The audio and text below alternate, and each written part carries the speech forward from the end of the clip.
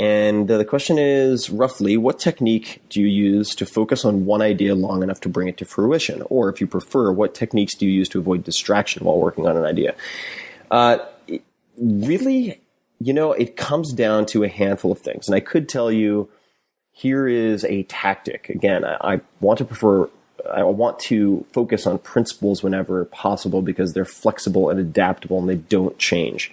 The latest techniques, websites, etc., they're constantly shifting, and it's a war of attrition against yourself. It's very fatiguing. But there are certain approaches like the Pomodoro technique where you focus for, say, 45 minutes, or I like to do it for even shorter, like 22 or 23 minutes, and then take a 5-minute break.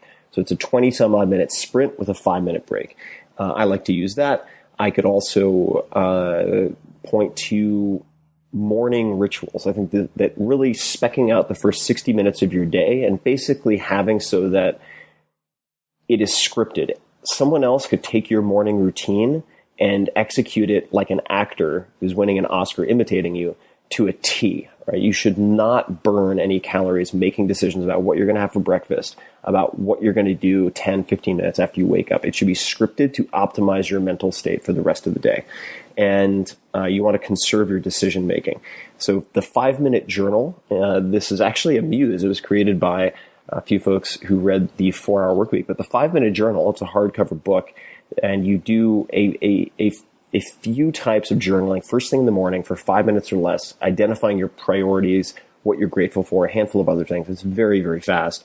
And that helps to re-clarify your priority, not multiple priorities, ideally, for the day. And last but not least, I think this is the most important thing. Why do people get distracted? Why do they jump from project to project to project and quit thing after thing after thing after thing? I think it's because primarily they try to be realistic. And I talk about this in the 4-Hour Workweek, but they aim for base hits. So let's say they're making $50,000 a year. They're like, all right, I'm going to aim to make $60,000 a year. And you're not going to move mountains for that type of incremental change. But if the goal instead is, and it's ideally not totally financial, but is to create a company that makes, again, I'm just using numbers because it's easy, $1 million a year, it's hard to fail completely. And that's something I think it's Larry Page says. When you aim high enough, it's hard to fail completely.